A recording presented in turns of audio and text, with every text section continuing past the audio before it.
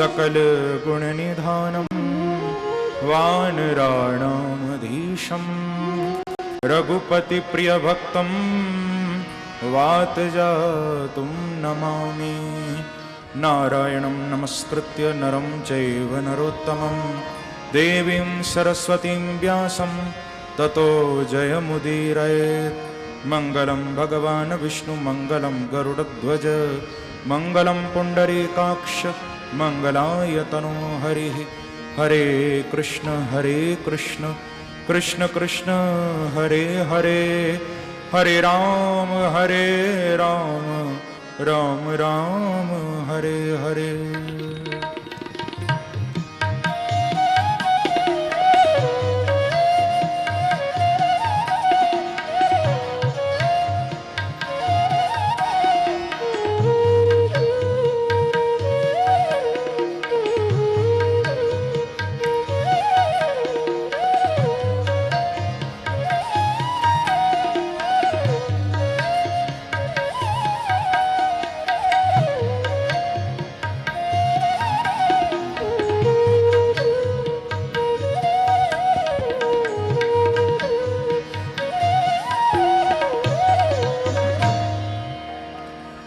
मेरी भवबाधा हरो श्री राधा नागर सोह, जातन की झाई परे तो श्याम हरित दुति हो। श्री राधे मेरी स्वामिनी, मैं राधे जू को दास, जन्म जन्म मोह दीजियो श्री वृंदावन को वास। लाख बार हरि हरि कहें एक बार हरिदास, अति प्रसन्न श्री लाडली सदा विपिन को वास। मेरो मन माणिक गिरवी धर्यो श्री मनमोहन के पास, प्रेम ब्याज इतनो बढ़्यो कि ना छूटन की आस। जय जय श्री राधा रमण, जय जय नवल किशोर, जय गोपी चित चोर प्रभु, जय जय माखन चोर। भक्ति भक्त भगवंत गुरु, चतुर नाम वपु एक, तिनके पद वंदन किए तो नाशत विघ्न अनेक।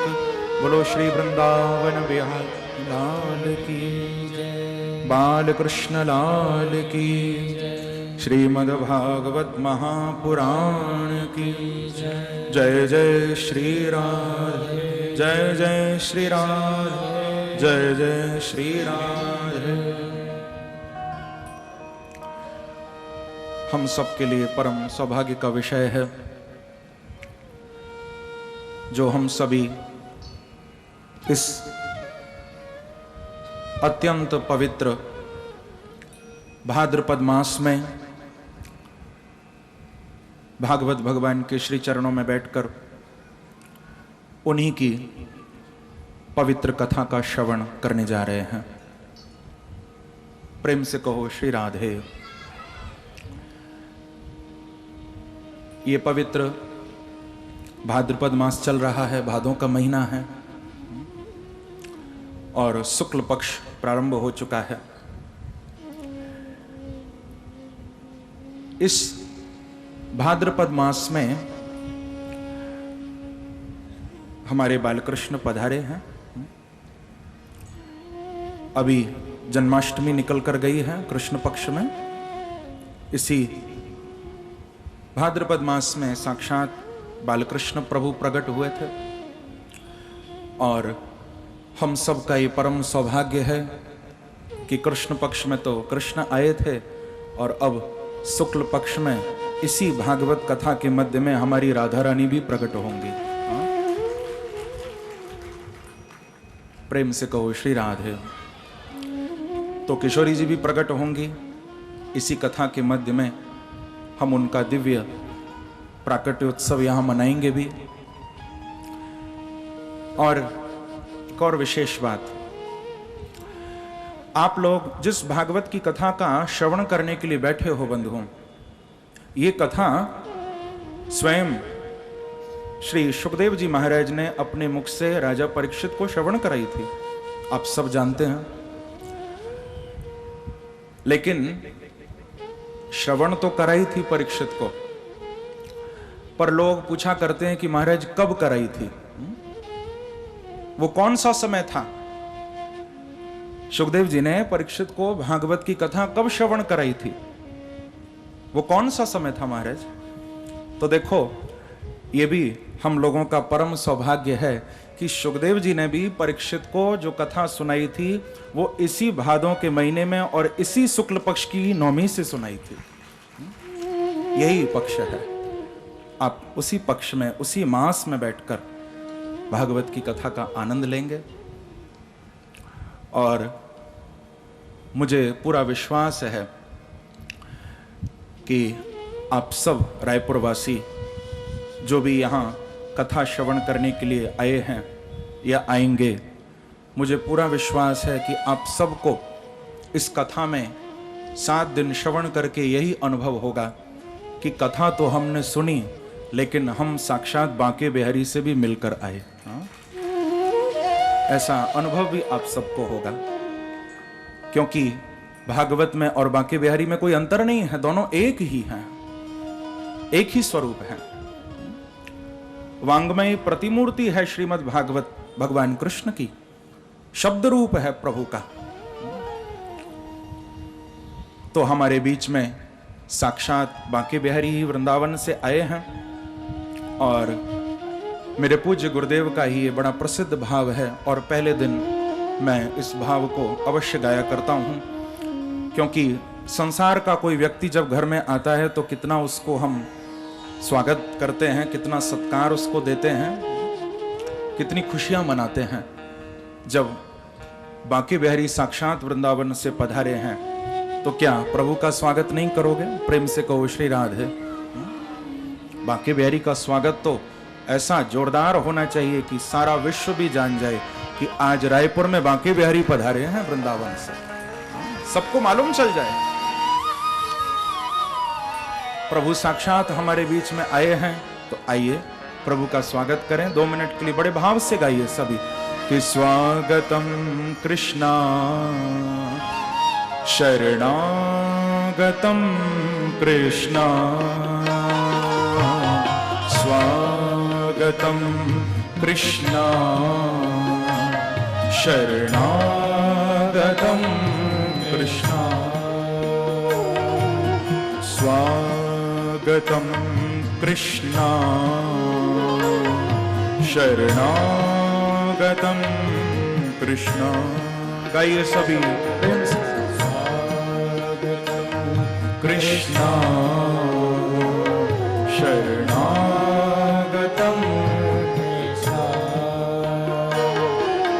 स्वागतम सुस्वागतम शरणागतम कृष्णा, स्वागतम सुस्वागतम शरणागतम कृष्णा, स्वागतम सुस्वागतम शरणागतम कृष्णा, स्वागतम सुस्वागतम शरणागतम जहो, स्वागतम कृष्णा शरणागतम कृष्णा, स्वागतम कृष्णा शरणागतम कृष्णा। ओ कृष्णा कृष्णा कृष्णा कृष्णा कृष्णा कृष्णा कृष्णा कृष्णा। ओ कृष्णा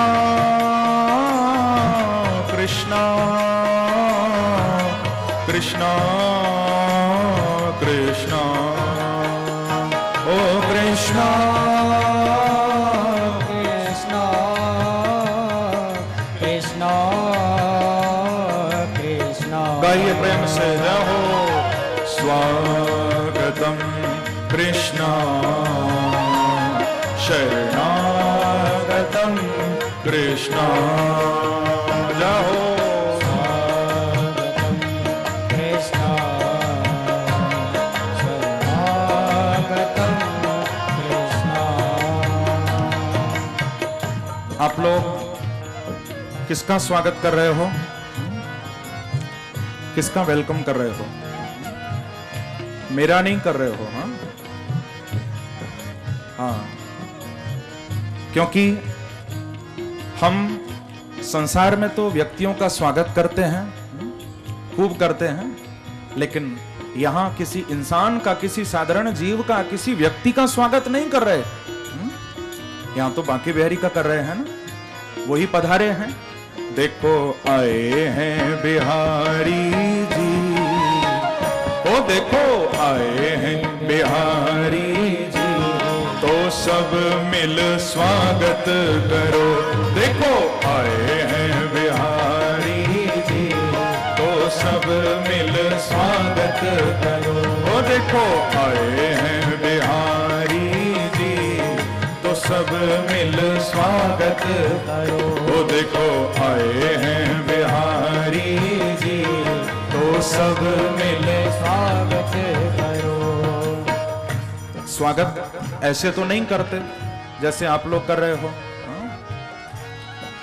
स्वागत कैसे करते हैं? अरे भैया दोनों हाथ से कम ताली तो बजाओ बांके बिहारी के लिए, प्रेम से जय हो।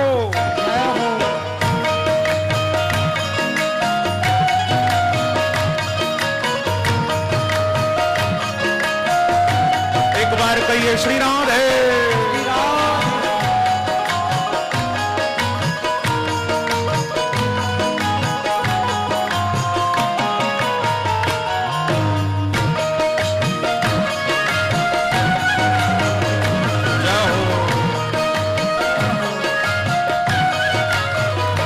देखो आए हैं बिहारी जी, ओ देखो आए हैं बिहारी जी, तो सब मिल स्वागत करो।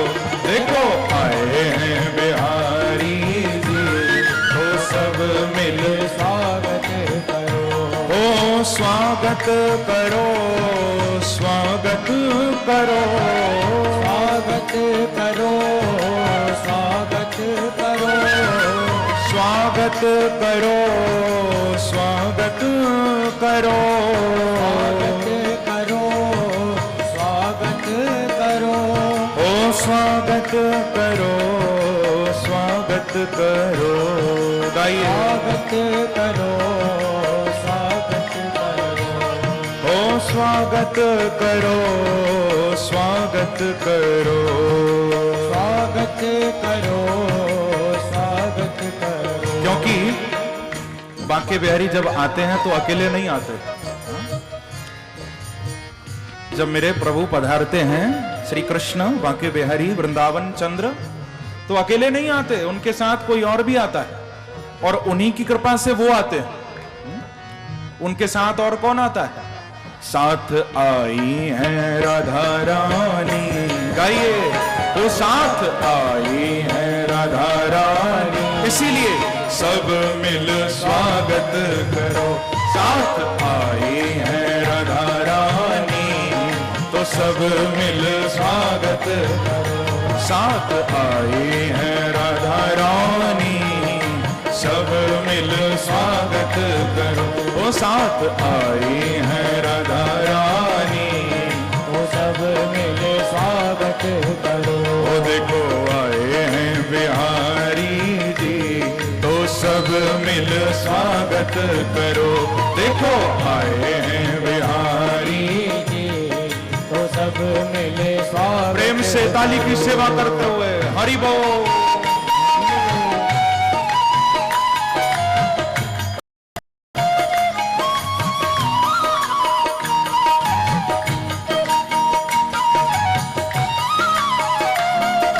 बिहारी लाल की, जय हो, श्री राधा रानी की। जय हो।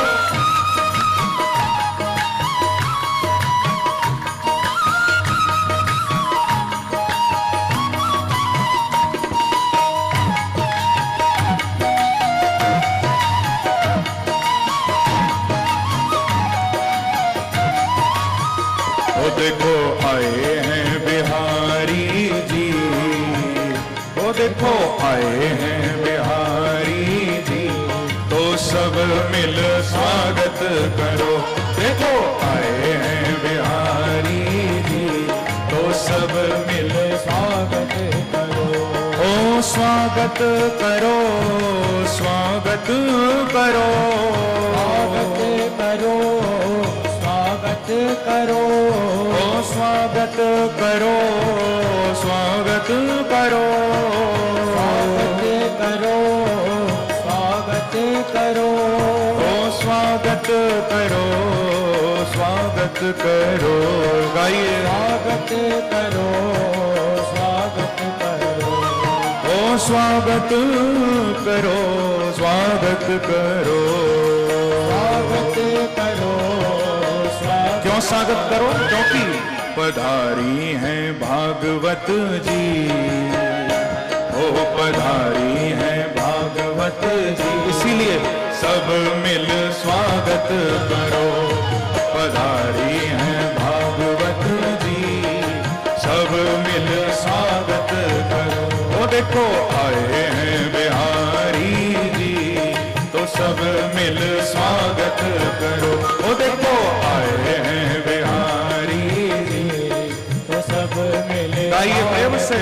करो, ओ देखो आए हैं बिहारी जी, तो सब मिल स्वागत करो। देखो आए हैं बिहारी जी, तो सब मिल स्वागत करो। ओ देखो आए हैं बिहारी जी, सब मिल स्वागत करो। देखो आए हैं बिहारी जी, तो सब मिले स्वागत करो, ओ स्वागत करो, स्वागत करो, स्वागत करो, स्वागत करो, ओ स्वागत करो, स्वागत करो, स्वागत करो, स्वागत करो, ओ स्वागत करो, स्वागत करो, स्वागत करो, स्वागत करो, ओ स्वागत करो, स्वागत करो। स्वागत करो। गाइए क्योंकि साथ आई है राधा रानी, साथ आई है राधा रानी, तो सब मिल स्वागत करो। साथ आई है राधा रानी, गाइए मिले स्वागत करो, ओ साथ आई है राधा रानी, सब मिल स्वागत करो। साथ आई है राधा रानी, तो सब मिले स्वागत करो, ओ देखो आए हैं बिहारी जी, तो सब मिल स्वागत करो। देखो बिहारी जी, तो सब मिले स्वागत करो। ऐसे नहीं, अंत में बस 2 मिनट के लिए दोनों हाथ उठाकर प्रेम से ताली की सेवा करते हुए मस्ती से जय हो, जय हो,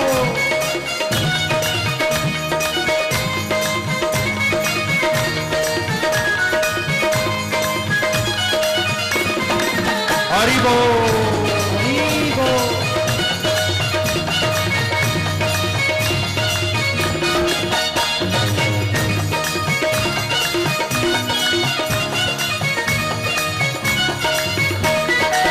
तो देखो आए हैं बिहारी जी, देखो आए हैं बिहारी जी, तो सब मिल स्वागत करो।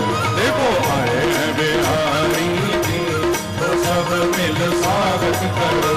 साथ आई है राधा रानी, तो सब मिल स्वागत करो। साथ आई है राधा रानी, तो सब मिल स्वागत करो। देखो आए हैं बिहारी जी, तो सब मिल स्वागत करो। देखो आए हैं बिहारी जी, स्वागत करो, साथ आई है राधा रानी, सब मिल स्वागत करो। जाओ सब मिल स्वागत करो। ओ देखो आए हैं बिहारी जी, सब मिल स्वागत करो। बिहारी जी सब मिल स्वागत करो। ओ साथ आई हैं राधा रानी, सब मिल स्वागत करो। आई है राधा रानी, सब मिल स्वागत करो। देखो आए हैं बिहारी जी, तो सब मिल स्वागत करो। देखो आए हैं बिहारी जी, तो सब मिल स्वागत करो। देखो आए हैं बिहारी जी, तो सब मिल स्वागत करो। देखो आए हैं बिहारी जी जहो सब मिल स्वागत करो। ओ साथ आई हैं राधा रानी, तो सब मिल स्वागत करो। साथ आई हैं राधा रानी, सब मिल स्वागत करो। ओ स्वागत करो, स्वागत करो। ओ स्वागत करो। स्वागत करो। बोलो श्री वृंदावन बिहारी लाल की जय। जय श्री राधे। परम मंगल श्रीमद् भागवत महापुराण परमहंस संहिता, वैष्णव संतों का परम धन श्रीमद् भागवत, उन आनंद कंद अनंत कोटि ब्रह्मांड नायक कुंज निकुंजेश्वर श्री वृंदावन चंद्र एवं वृषभानुनंदिनी श्री राधा रानी, उन्हीं की अनंत कृपा करुणा से हम लोग यहाँ भागवत भगवान के निकट उनका श्रवण करने के लिए उपस्थित हुए हैं। प्रेम से कहो श्री राधे। क्योंकि बंधुओं, संसार का हर कार्य, चाहे कोई भी काम क्यों ना हो, संसार का हर कार्य व्यक्ति अपने पुरुषार्थ के बल पर कर सकता है। ध्यान देना, चाहे कैसा भी, कितना कठिन से कठिन कोई कार्य क्यों ना हो, हम हर कार्य, हर कर्म अपने पुरुषार्थ के बल पर कर सकते हैं, हर काम को। लेकिन ये दो बातें जीवन में प्रभु की कृपा से मिलती हैं।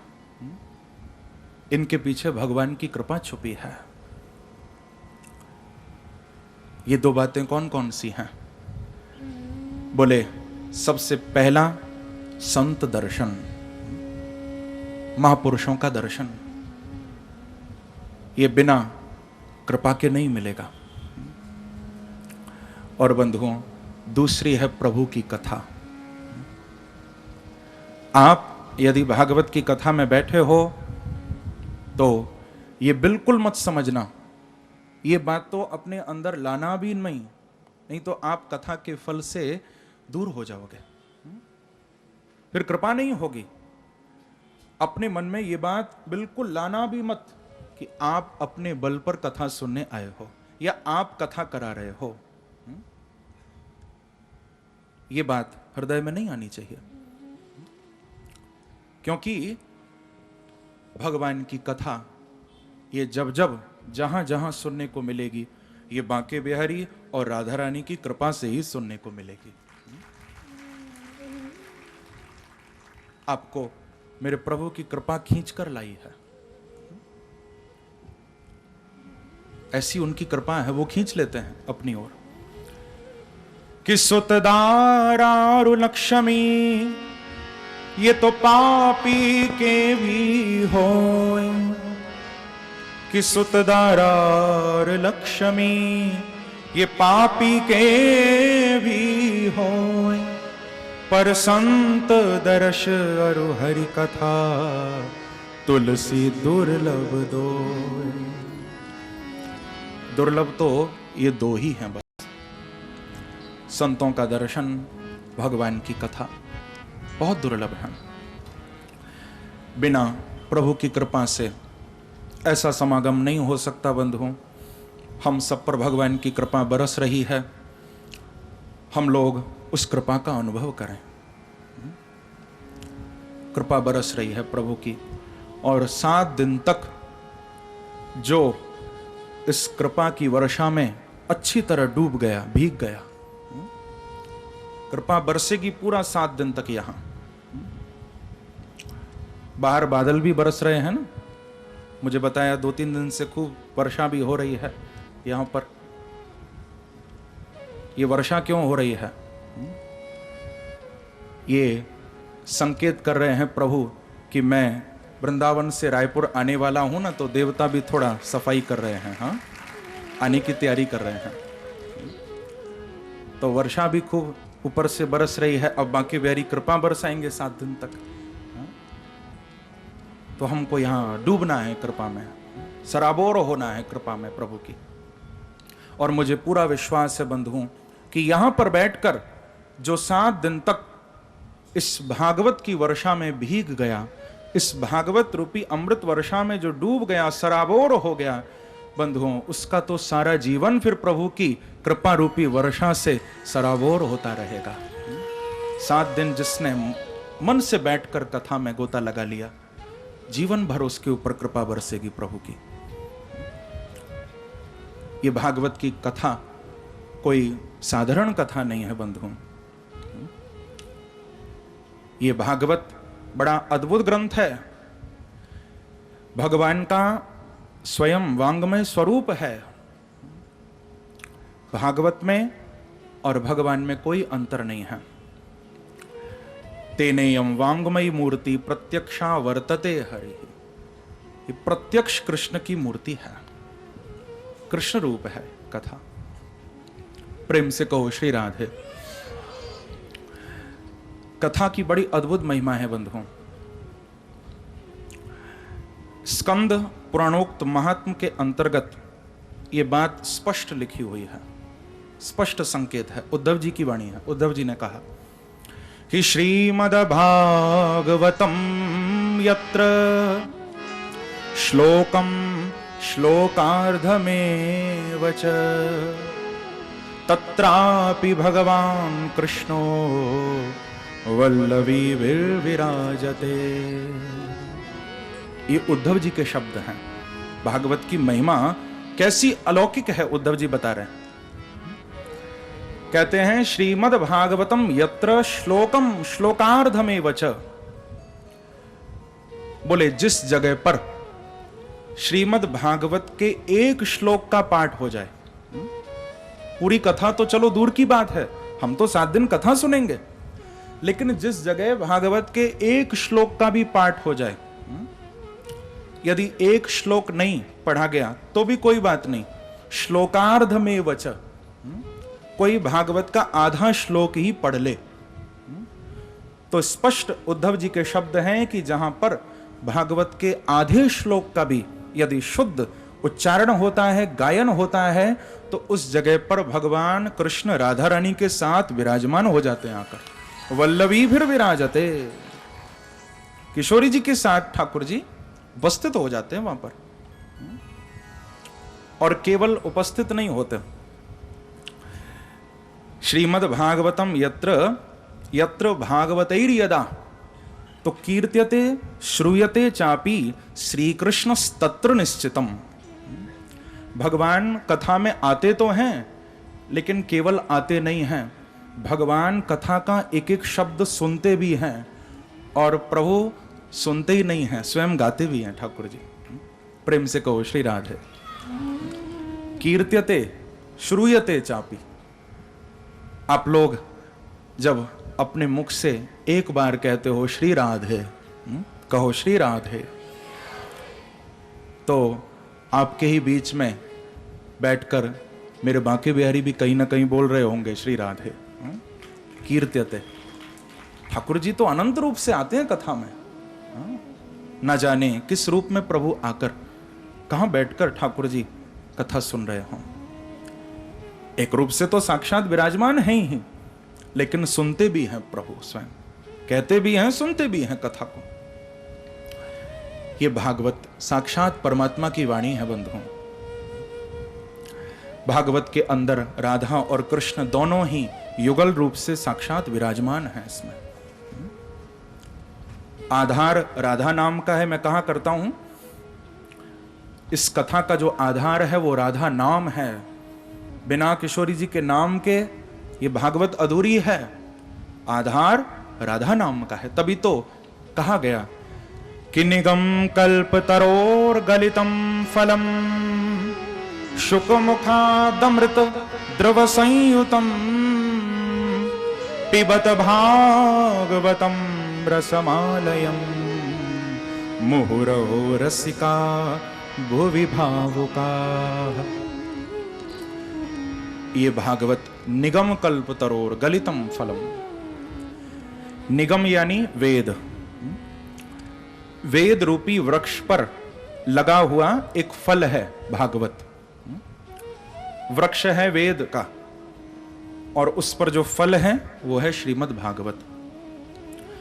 और ये भागवत रूपी जो फल है ये पूरा रस से भरा हुआ है।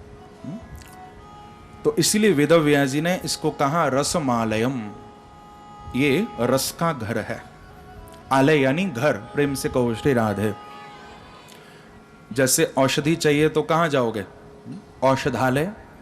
विद्या पढ़नी है तो कहां जाओगे? विद्यालय। ऐसे ही ये भागवत क्या है?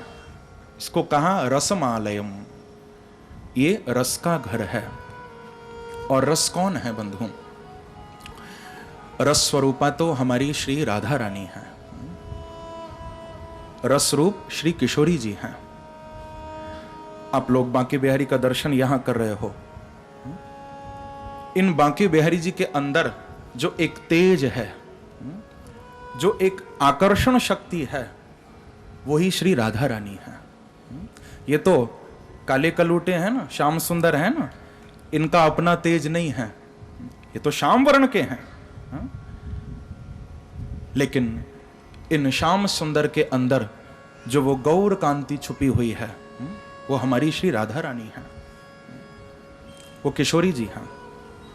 तप्त कांचन गौरांगी राधा वृंदावनेश्वरी, वो किशोरी जी हैं। तो रसेन कृष्णेन मीयते अनुनीयते इति रसमा राधा तस्याह आलयम रसमालयम। रसरूप श्री कृष्ण के द्वारा जिनकी आराधना होती है, जिनकी स्तुति होती है, जो कृष्ण की परम आह्लादनी शक्ति है, वही श्री राधा रानी है। और उन किशोरी जी का ही ये घर श्रीमद् भागवत है। और बंधुओं, भागवत के श्रोता और वक्ता पर, दोनों पर ही मैं कहूंगा राधा रानी की विशेष कृपा होती है। कृष्ण कृपा तो है ही, लेकिन राधा रानी की कृपा भी छुपी होती है। एक प्रसंग मैं आप लोगों को सुनाऊं, मुझे स्मरण में आया। हमारे ब्रज में ही एक संत रहा करते थे, प्रेम से कहो श्री राधे। नंदगांव के निकट ही वन में कुटिया बनाकर निवास करते थे। बड़े भजनानंदी संत थे, बहुत भजन किया करते थे प्रभु का। ध्यान देकर सुनना। उन संत का नियम था कि नित्य प्रति प्रातःकाल उठकर 6 अध्याय भागवत जी का पाठ किया करते थे, सत्स्वर। ये उनका दैनिक नियम था। पहले उठकर स्नान करके, सुंदर वस्त्र धारण करके, पवित्र होकर भागवत जी का 6 अध्याय पाठ किया करते थे और फिर कोई काम किया करते थे। उससे पहले अन्न का दाना भी ग्रहण नहीं करते। ऐसा उस संत का नियम था। बहुत भागवत जी में श्रद्धा थी। साक्षात राधा और कृष्ण का स्वरूप मानते थे भागवत को। अब शरीर तो शरीर है। एक समय जीवन में ऐसा आता है जब शरीर धीरे धीरे साथ छोड़ने लगता है। सबके जीवन में ऐसा समय आता है जब शरीर जवाब देने लगता है। वृद्धावस्था जब संत की बढ़ने लगी तो आंखों की ज्योति कम होने लगी, संत की दिखाई नहीं देता ठीक से, आंखें एकदम गड़ा कर भागवत जी का पाठ करते थे, आंसू गिरने लगते थे, पानी आने लगता था आंखों में, स्पष्ट दर्शन श्लोकों का नहीं हो पाता था। अब पुराने समय की बात है, अब तो कान पर चश्मा टांग कर लोग घूमते हैं, लेकिन उस समय तो चश्मे नहीं थे, ज्योति जा रही थी। संत को बड़ी आत्मग्लानि हुई, अपने शरीर को धिक्कारने लगे कि अरे पंच भौतिक देह जीवन भर मेरा साथ दिया और अंतिम समय साथ छोड़ रहा है, इतनी श्रद्धा मेरी भागवत जी में है और मैं भागवत जी का पाठ नहीं कर पा रहा हूं। बड़ी आत्मग्लानि हुई संत को। अब देखो बंधुओं, ये बिल्कुल सत्य घटना है। रात्रि में वो संत अपनी कुटिया पर बैठे थे, मन में यही बात चल रही थी कि अब मैं पाठ नहीं कर पाता हूं, मैं भागवत जी से दूर हो रहा हूं, ऐसा अनुभव मन में कर रहे थे। तो उसी समय उस संत की कुटिया पर एक छोटी सी 6-7 वर्ष की बालिका कुटिया पर आई। संत ने देखा, आवाज लगाई उस बालिका ने, बाबा बाबा आप क्यों रोते हो? संत ने पूछा कि लाली तू कहां से आई है? तो बताया कि बाबा मैं यहीं पड़ोस में गांव में रहती हूं, मैं यहां से गुजर रही थी, आपको मैंने रोते भय देखो, आप काहे को रो रहे हो? संत बोले कि लाली कहां बताऊं, मेरी आंखन की ज्योति जा रही है, मेरा नियम है कि मैं भागवत जी को पाठ दैनिक करूं हूं, लेकिन अब मुझसे पाठ नहीं हो रहा है, आंखन की ज्योति कम है रही है। अच्छा बाबा ऐसी बात है, देख मैं तो को ये वस्त्र दे रही हूं, तू चुपचाप या वस्त्र को आंखन से बांधकर आज सो जा, तो कुछ जरूर लाभ होएगा। उस बालिका ने अपना एक वस्त्र जो ओढ़नी उसने ओढ़ रखी थी, वो वस्त्र लेकर संत को उस बालिका ने दे दिया कि तू ओढ़कर आंखों से इसको बांधकर सो जा।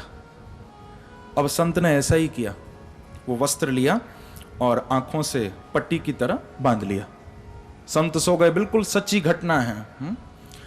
बालिका चली गई। बंधुओं, प्रातः काल जब भोर होने वाली थी, अमृत बेला, संत की निद्रा टूटी। संत ने आंखों से जब पट्टी उतारी तो संत की आंखों की ज्योति एकदम स्पष्ट वापस आ गई, साफ दिखाई देने लगा संत को। और रात में तो दिखाई नहीं दे रहा था, लेकिन जब पट्टी उतारी, उस पट्टी को ही सबसे पहले गौर से देखा तो उस पर और कुछ नहीं, केवल राधा नाम लिखा हुआ था बस। ये बिल्कुल सत्य घटना है। उस पट्टी के ऊपर, उस वस्त्र के ऊपर राधा रानी का नाम लिखा था। रात में तो दिखाई नहीं दिया, ज्योति कम थी आंखों की, लेकिन अब स्पष्ट दिखाई देने लगा। संत तो बैठे बैठे रोने लगे और समझ गए कि रात्रि में जो बालिका आई थी पड़ोस के गांव की नहीं थी, वो तो बरसाने से राधा रानी आई थी साक्षात। किशोरी जी कृपा करने आई थी। प्रेम से कहो श्री राधे। तो बंधुओं, ये भागवत राधा रानी का ही निवास स्थान है, किशोरी जी का घर है। राधा भक्ति हरेर ज्ञानम ताभ्याम याच समन्विताम ताम श्री भागवतीम गाथाम वंदे युगल रूपिणी। राधा और कृष्ण दोनों का युगल स्वरूप श्रीमद् भागवत है। ऐसे भागवत भगवान के चरणों में हम सब कोटि कोटि प्रणाम करें, वंदन करें। बोलो श्रीमद् भागवत महापुराण की जय। ऐसा अद्भुत ये ग्रंथ है जिसको सुनने के लिए बंधुओं आप लोग बैठे हो। ये बात भी मैं जरूर आप लोगों से कहूंगा कि आप लोग कथा तो यहां सुनने बैठे हो, तो इस कथा में आप जो चाहो अपना संकल्प भी रख सकते हो। मैं पूरा प्रयास करूंगा कि अनुष्ठान रूप से आप लोग सुनने बैठे हो तो मैं भी संपूर्ण भागवत के प्रसंगों का आपको वर्णन करूं। मैं इस बात का पूरा ख्याल रखूंगा कि कोई प्रसंग भागवत का न छूटे, पूरा क्रम से और प्रसंगों का स्पर्श करते हुए, क्योंकि भागवत के तो अनंत प्रसंग हैं, कथा तो अनंत है, हरि अनंत, हरि कथा अनंता, लेकिन कहीं सुनहि बहुविधि सब संता। तो कहीं संक्षिप्त विस्तार तो होगा, लेकिन प्रयास में करूंगा कि हर प्रसंग का स्पर्श में जरूर करूंगा। और आप लोग भी अपनी जो कामना लेकर कथा में बैठना चाहो बैठ सकते हो, क्योंकि ये कल्पवृक्ष है कथा। जो भागवत भगवान के निकट संकल्प लेकर आप बैठोगे, आपका वो संकल्प पूरा करेंगे मेरे प्रभु, चाहे कोई भी संकल्प क्यों ना हो। तभी तो कहा कि प्रभु की कथा सुर तरु की छाया, प्रभु की कथा सुर तरु की छाया, दूर भय दुख निकट जो आया। जो प्रभु की कथा के निकट आता है, उसके सारे सांसारिक दुखों को भगवान नष्ट कर देते हैं। तो आप जो संकल्प लेकर कथा में बैठना चाहो बैठ सकते हो। आपके हर संकल्प को मेरे प्रभु पूर्ण करेंगे। अब ये आपके ऊपर है कि आप पर डिपेंड करता है कि आप क्या संकल्प लेकर बैठोगे कथा में। क्योंकि कोई तो कथा में काम चाहता है, कोई कथा में आराम चाहता है, लेकिन बंधुओं कथा में बैठकर बस मेरे शाम को चाहने लग जाओ तो काम और आराम दोनों अपने आप मिल जाएंगे।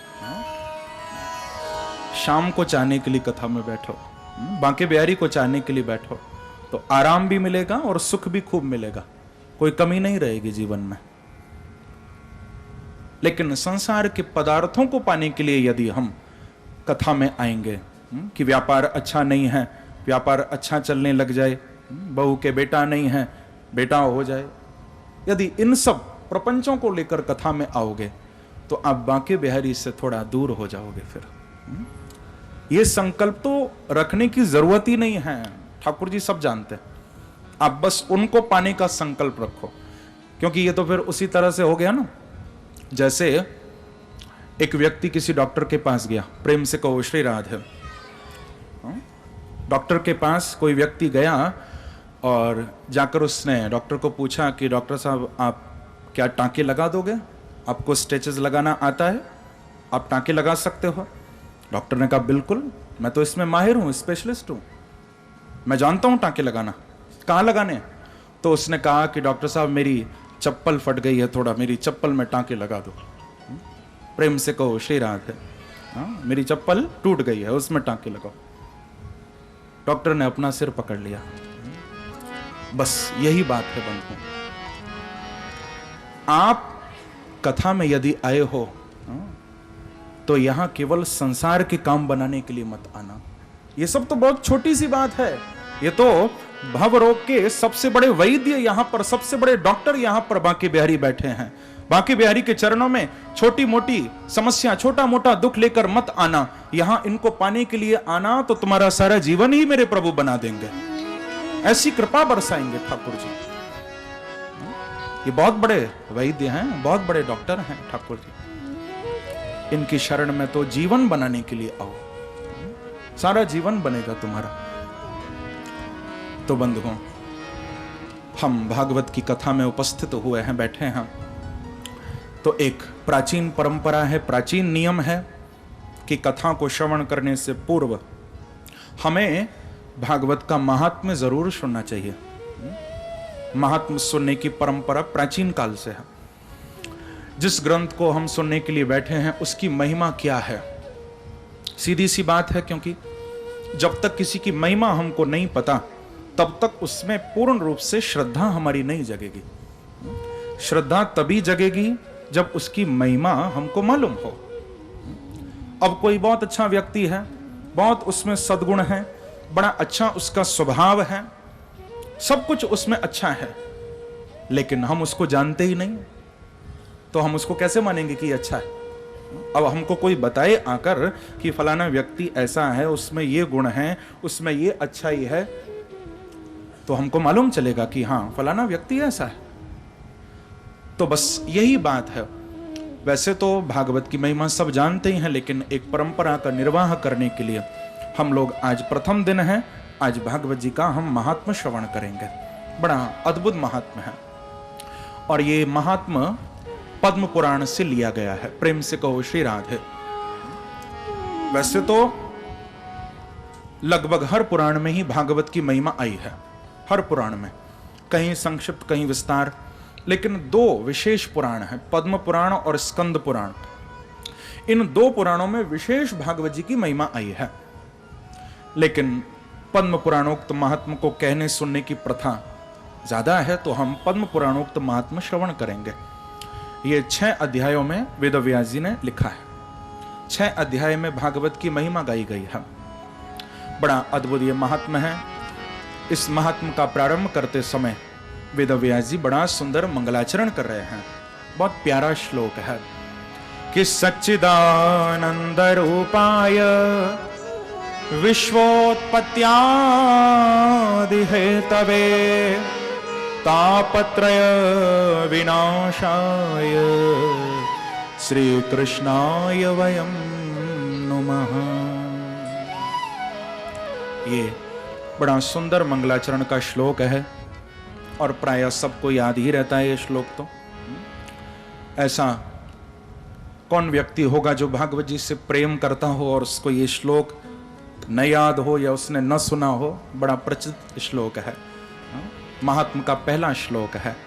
इसमें ठाकुर जी के 3 स्वरूप बताए हैं, 3 उनके कार्य बताए हैं, 3 प्रकार से उनकी कृपा बताई है और उनको प्रणाम किया गया है। आइए हम लोग सब मिलकर इस श्लोक को गाएं। हमारे ऊपर भी भगवान की कृपा बरसे, हम सब मिलकर उनको प्रणाम करेंगे, क्योंकि वेद व्यास जी ने लिखा है वयम नुमः, यानी हम सब प्रणाम करते हैं। वयम, तो सब मेरे साथ मिलकर इस श्लोक को बोलिए कि सच्चिदानंद रूपाय सच्चिदानंद रूपाय विश्वोत्पत्त्यादि हेतवे विश्वोत्पत्त्यादि हेतवे तापत्रय विनाशाय तापत्रय विनाशाय श्री कृष्णाय वयं नुमः। श्री कृष्णाय वयं नुमः। श्री कृष्णाय वयं नुमः। श्री कृष्णाय वयं नुमः। इस श्लोक में वेद व्यास जी भगवान को प्रणाम कर रहे हैं। सबसे पहले श्री कृष्णाय वयं नुमः, बड़ा अद्भुत श्लोक है। सच्चिदानंद रूपाय तापत्रय विनाशाय श्री कृष्णाय। इस श्लोक में सारे पद चतुर्थ्यंत हैं, चतुर्थी विभक्ति का प्रयोग किया गया है, क्योंकि नमस्कार के अर्थ में चतुर्थी विभक्ति का प्रयोग होता है। सच्चिदानंद रूपाय विश्वोत्पत्त्यादि हेतवे तापत्रय विनाशाय श्री कृष्णाय वयं नुमः। हम सब ठाकुर जी को प्रणाम कर रहे हैं। वयं नुमः। देखो बंधुओं, प्रणाम का सीधा सा अर्थ है क्या? कि हम ठाकुर जी की शरण में हैं, क्योंकि प्रणाम वही सार्थक है जिस प्रणाम में हमारी सच्ची श्रद्धा हो और शरण में हम आकर प्रभु को प्रणाम करें, केवल ऊपर ऊपर से नहीं। प्रणाम का सीधा सा अर्थ है कि प्रभु अब हम आपकी शरण में आ गए हैं, अब हम आपकी शरण में हैं। भगवान की शरण में आकर भगवान को प्रणाम करो, क्योंकि ठाकुर जी को शरणागतों से बड़ा प्रेम है। प्रेम से कहो श्री राधे। जो एक बार प्रभु की शरण में आ जाता है, भगवान उससे बहुत प्यार करते हैं। भगवान की शरण में आओ, प्रभु को हृदय से ये बात कहा करो कि दीन बंधु दीनानाथ मेरी डोर तेरे हाथ। प्रभु की शरण में आप जाइए। अमरकोश में शरण शब्द के 2 अर्थ बताए गए हैं। शरणम ग्रह रक्षित्रो। शरण शब्द के 2 अर्थ हैं। शरण माने घर और शरण माने रक्षक। शरणम ग्रह रक्षित्रो, ये 2 अर्थ हैं शरण शब्द के। यानी कहने का अभिप्राय कि हम भगवान की शरण में क्यों हैं? क्योंकि भगवान हमारा घर है और भगवान ही हमारे रक्षक भी हैं। भगवान हमारा घर भी हैं और भगवान हमारे रक्षक भी हैं, इसलिए हम प्रभु की शरण में हैं। प्रेम से कहो श्री राधे।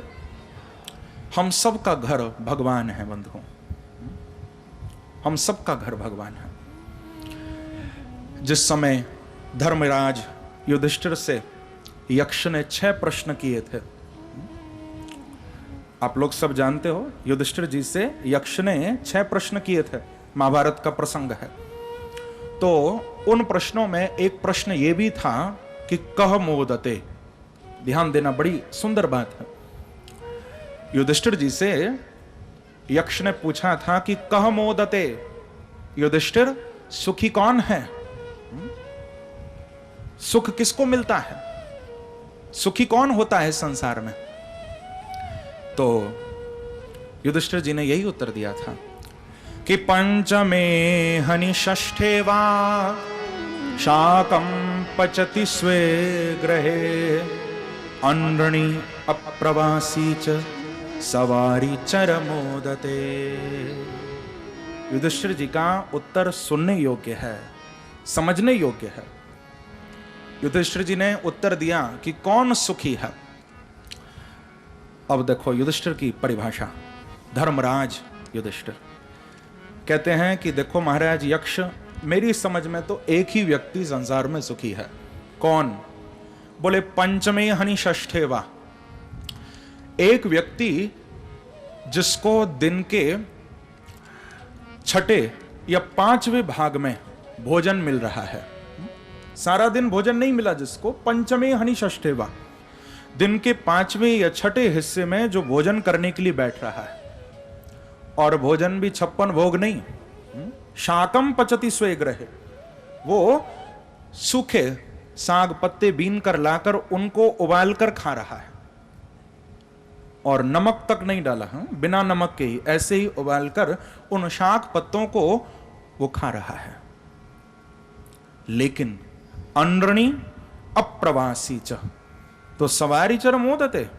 युधिष्ठिर जी कहते हैं कि यदि ऐसा व्यक्ति, वो व्यक्ति यदि यात्रा में नहीं है और उसके ऊपर यदि किसी का कर्जा नहीं है, तो वो संसार में सबसे ज्यादा सुखी है, उससे ज्यादा कोई सुखी नहीं हो सकता। प्रेम से कहो श्री राधे। ये युधिष्ठिर जी की परिभाषा।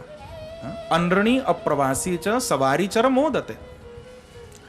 चाहे उस व्यक्ति को भोजन न मिलता हो, चाहे उसको ऐशो आराम न मिलते हों, लेकिन यदि वो यात्रा में नहीं है और यदि उसके ऊपर किसी का कर्जा नहीं है, तो वो सबसे ज्यादा सुखी है, उससे ज्यादा कोई सुखी नहीं हो सकता। अब देखिए, आप लोगों ने ये श्लोक तो सुना, युधिष्ठिर जी का उत्तर, लेकिन इसका एक विशेष अर्थ भी हम समझें, क्योंकि संसार के जितने भी शब्द हैं बंधुओं, हर शब्द के 2 प्रकार से अर्थ होते हैं। एक तो पर्यवसायी अर्थ होता है और दूसरा अपर्यवसायी वृत्ति से अर्थ किया जाता है शब्द का। अब एक साधारण अर्थ तो आपने सुन लिया कि जो यात्रा में नहीं है या जिसके ऊपर कर्जा नहीं है, जो कर्जदार नहीं है, वो सुखी है, सीधी सी बात। लेकिन अपर्यवसायी वृत्ति से यदि हम इसी श्लोक का अर्थ करेंगे तो बड़ा सुंदर अर्थ निकलता है, क्योंकि अपर्यवसायी वृत्ति से यदि आप किसी भी शब्द को लोगे, संसार का कोई भी शब्द क्यों ना हो, चाहे संसार में दी हुई एक गाली ही क्यों ना हो, बंधुओं याद रखना इस बात को, संसार का कैसा भी गंदे से गंदा, अच्छे से अच्छा कैसा भी शब्द क्यों ना हो, लेकिन हर शब्द में भगवान बैठे हैं, क्योंकि शब्द ब्रह्म स्वरूप है। अब गाली तो उसको हमने बनाया ना, भगवान ने तो गाली बनाई नहीं। एक शब्द को गाली या प्रशंसा बनाने वाले तो हम लोग हैं, बाकी हर शब्द में भगवान बैठे हुए हैं। हर शब्द का अर्थ भगवान से ही जाकर मिलेगा अंत में। हर शब्द प्रभु से जुड़ा हुआ है। तो यदि अपर्यवसायी वृत्ति से इस श्लोक का थोड़ा हम दर्शन करें तो बड़ा सुंदर अर्थ निकल रहा है। वास्तव में अनृणी कौन है और अप्रवासी कौन है, हम इसको समझें। ठीक है, संसार में आपने कभी किसी से कर्जा नहीं लिया। वैसे तो ये सब कहने की बात है, क्योंकि पहले तो व्यक्ति का जीवन मौन से चलता था। जब व्यक्ति मौन रहता था ना, बड़ी शांति मिलती थी। हाँ, पहले व्यक्ति को शांति मौन से मिलती थी, पर आज शांति लोन लेने से मिलती है। प्रेम से कहो श्री राधे। हाँ, लोन मिल जाए तो फिर कहना ही क्या। हाँ, गाड़ी के लिए भी, घर के लिए भी, हाँ, हर तरह से लोन। तो कर्जदार तो सब हैं, लेकिन फिर भी संसार में यदि किसी ने कोई कर्जा किसी से न लिया हो, फिर भी उसके ऊपर 3 कर्जे तो चढ़े ही हुए हैं। प्रेम से कहो श्री राधे। चाहे आपने किसी से 1 रुपया भी न लिया हो कभी, फिर भी हर व्यक्ति के ऊपर 3 कर्जे चढ़े हैं बंधुओं। ये 3 ऋण हैं सबके ऊपर। सबसे पहला है देव ऋण, दूसरा है ऋषि ऋण, और तीसरा है पितृ ऋण। ये 3 ऋण हर व्यक्ति के ऊपर चढ़े हुए हैं। देव ऋण सब पर चढ़ रहा है, क्योंकि हम लोग संसार में जो कार्य कर रहे हैं, ये देवताओं की मदद से हम काम कर रहे हैं। आंख जो देख रही है, इन आंखों में कौन बैठे हैं? सूर्य भगवान बैठे हैं। सूर्य भगवान की शक्ति से हम लोग देख रहे हैं। कर्जा चढ़ गया ना हमारे ऊपर। हाथों के देवता इंद्र हैं, मन के देवता चंद्रमा है, मस्तक के देवता भगवान शिव हैं, चरणों के देवता भगवान विष्णु हैं। एक एक अंग के अलग अलग देवता हैं, और हम इन्हीं अंगों से, इन्हीं इंद्रियों से कार्य कर रहे हैं। तो एक एक देवता का कर्जा हमारे ऊपर चढ़ गया ना। अब हमने देवताओं के लिए क्या किया? कुछ नहीं किया। दूसरा ऋषि ऋण। ये ऋषियों का ऋण भी हमारे ऊपर बहुत बड़ा है। जिन ऋषियों ने हमारे लिए वेद दिए, जिन ऋषियों ने हमको सुंदर सुंदर ग्रंथ प्रदान किए, सुंदर सुंदर संहिताओं का निर्माण जिन ऋषियों ने किया, उन ऋषियों का भी कर्जा हम पर चढ़ा हुआ है। उनके लिए भी हमने कुछ नहीं किया। और तीसरा सबसे बड़ा कर्जा हमारे पितरों का हमारे ऊपर चढ़ा हुआ है। यदि हमारे पूर्वज नहीं आते तो हम संसार में कैसे आ जाते? ये 3 कर्जे हम सबके ऊपर चढ़े हुए हैं। 3 ऋणों से हर व्यक्ति बंधा हुआ है। लेकिन बंधुओं, इन तीनों ऋणों से यदि मुक्त होना है तो केवल एक उपाय है। क्योंकि अलग अलग, अब किस किस देवता को आप मनाओगे? देवता तो 33 करोड़ हैं, किस किस देवता को मनाओगे? तो इसीलिए कह दिया कि सब देवताओं के जो मूल में हैं वो भगवान नारायण हैं, श्री कृष्ण बांके बिहारी हैं। विष्णु और मूलम ही देवस्य। भगवान विष्णु, भगवान नारायण बांके बिहारी वो सबके मूल में बैठे हैं। बस एक बांके बिहारी को रिझा लो, मना लो, तो सारे देवताओं के कर्जे से मुक्त हो जाओगे आप। किसी का कर्जा नहीं रहेगा। एक ठाकुर जी को रिझा लो बस। और उनको रिझाने का इससे बढ़कर तो दूसरा कोई उपाय ही नहीं है कि हम उनकी कथा आकर श्रवण करें, हम उनके नाम का कीर्तन करें, हम उनके नाम को गाएं। क्योंकि भगवान का नाम जो गाता है, भगवान की कथा जो सुनता है, वो भगवान को प्राणों से भी ज्यादा प्यारा है, प्राणों से भी ज्यादा अधिक प्रभु उससे प्रेम करते हैं। और बंधुओं, ऋषि ऋण से भी यदि मुक्त होना है तो उसका भी केवल एक ही उपाय है कि भगवान की शरण में हम चले जाएं। तो ऋषियों के ऋण से भी हम मुक्त हो जाएंगे। बहुत समझने की बात है बंधुओं, क्योंकि ऋषियों ने हमारे लिए अलग अलग वैदिक कर्मों का हमारे लिए निरूपण किया है कि व्यक्ति को क्या करना चाहिए, क्या नहीं करना चाहिए। अब यदि कोई ब्राह्मण है तो उस ब्राह्मण को नित्य त्रिकाल संध्या वंदन करना चाहिए। ब्राह्मण यदि शरीर है तो ब्राह्मण को संध्या करनी चाहिए। यदि ब्राह्मण संध्या नहीं करता है तो वो ब्राह्मण पूर्ण रूप से ब्राह्मण नहीं है। संध्या वंदन गायत्री का ब्राह्मण को स्वाध्याय करना चाहिए, गायत्री जप हो जीवन में। लेकिन बंधुओं, अब तो ये बातें थोड़ा लुप्त होती जा रही हैं। एक जगह तो मैंने एक किसी ब्राह्मण शरीर को पूछा था कि क्या आप संध्या वंदन करते हैं? कोई मिलने आए, वृंदावन की बात। पूछा मैंने, संध्या वंदन करते हैं? तो मुझे सुनकर बड़ा दुख हुआ। उसने कहा कि महाराज ये संध्या क्या होती है? बहुत हृदय को चोट लगी। यदि ब्राह्मण शरीर है, संध्या वंदन करना चाहिए। सबके अलग अलग कर्मों का निरूपण है, हमको अपने कर्तव्य का पालन करना चाहिए बंधुओं।